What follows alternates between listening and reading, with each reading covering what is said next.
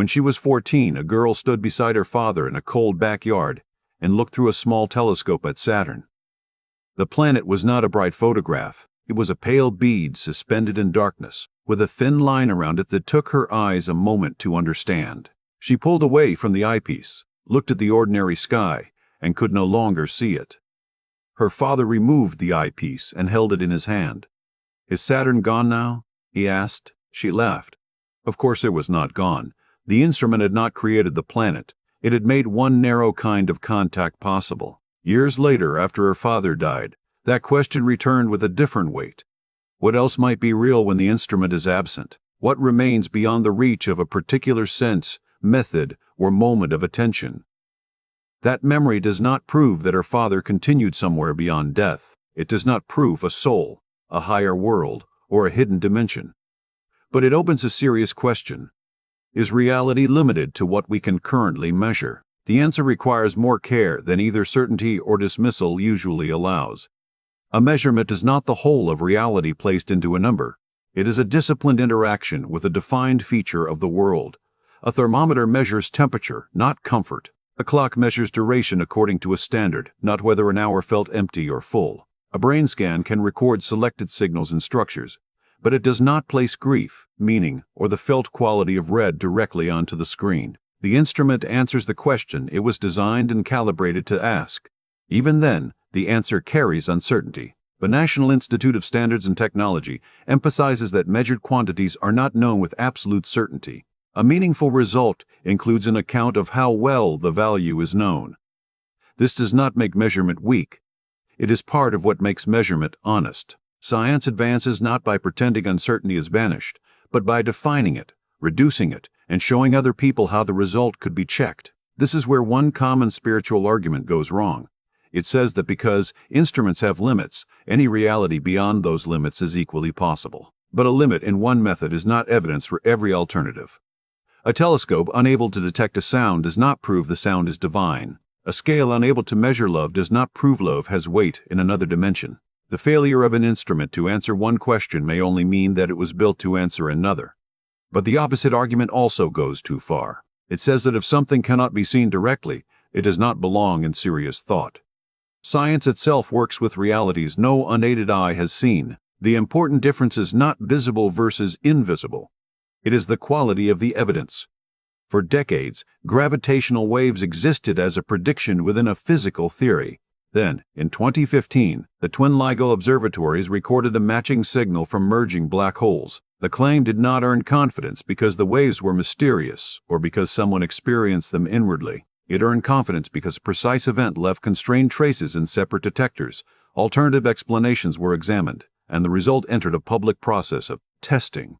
The unseen became scientifically knowable through consequences that could have failed to appear.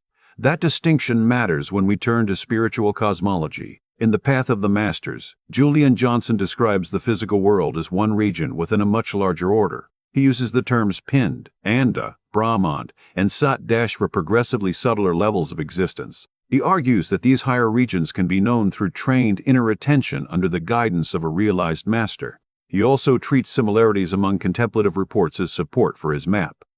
That is Johnson's Sant-Mat cosmology. It is not a map produced by astronomy, and its regions are not measured locations.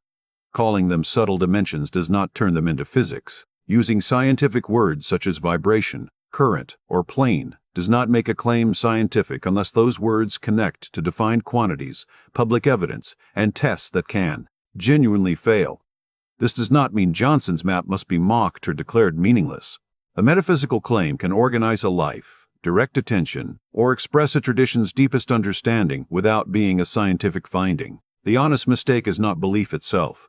The mistake is borrowing the authority of science while refusing the responsibilities of scientific evidence. So how should we hold a claim about a reality beyond ordinary perception?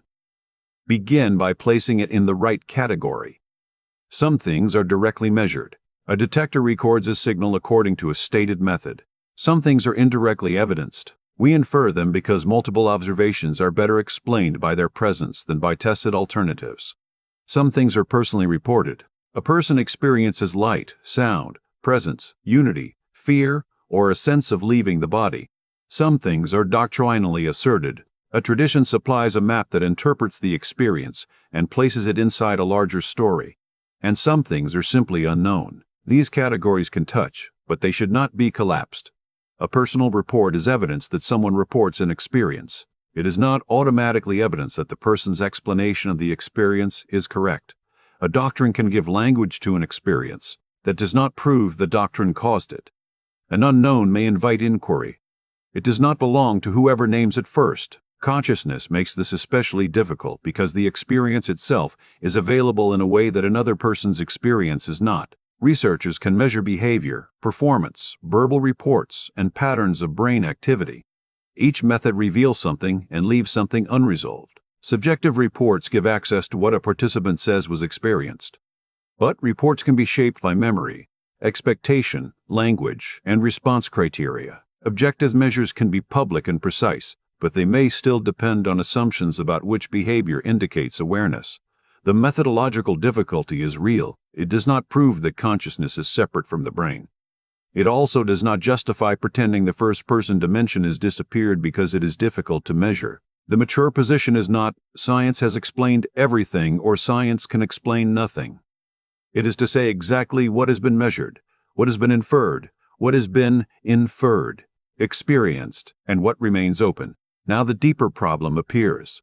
Human beings do not approach mystery as neutral observers. We bring longing, fear, grief, community, expectation, and the wish to be special. An experience can feel more certain than an argument because it happens inside the field from which all arguments are considered. Intensity can be mistaken for accuracy. Comfort can be mistaken for truth. Fear can be mistaken for warning.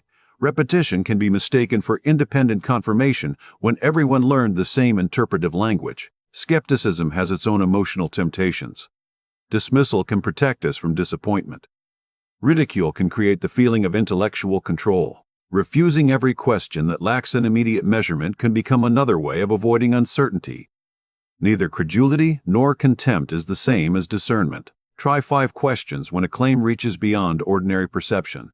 First, what exactly is being claimed? There is more to reality, is not the same claim as this named realm exists, has these levels, and can be reached by this person.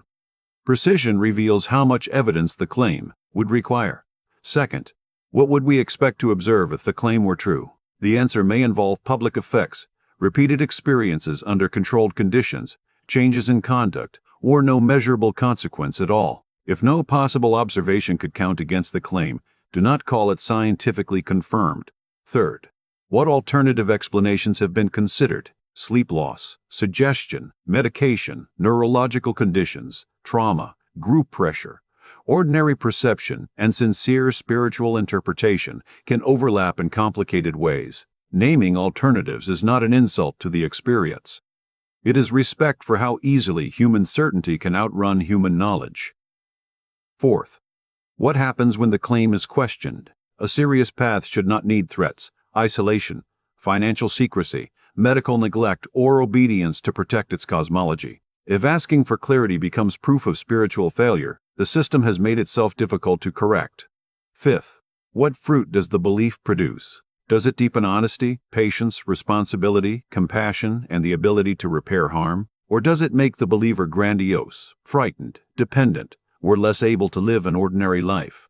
Good effects do not prove a cosmology, but harmful effects matter when deciding how closely to follow it. Return to the backyard. The telescope did not contain Saturn. It created a disciplined relationship between an observer and a narrow band of light. Removing the eyepiece did not erase the planet, but the dark sky by itself did not tell the girl everything that was there. That may be the most honest image for spiritual inquiry. An instrument is not the whole of reality. A personal experience is not the whole of evidence. A tradition is not the whole of interpretation. And mystery is not a verdict. You are allowed to say, I do not know, without closing the question. You are allowed to explore a spiritual map without calling it measured fact. You are allowed to value an experience without giving its first explanation permanent authority. Choose one claim about reality that matters to you. Place it in its current category: measured, indirectly evidenced, personally reported, doctrinally asserted, or unknown. Then ask what would move it responsibly from one category to another. Openness does not require surrendering discernment. Discernment does not require extinguishing wonder. What question about reality can you hold honestly, without forcing it to become either proof or illusion?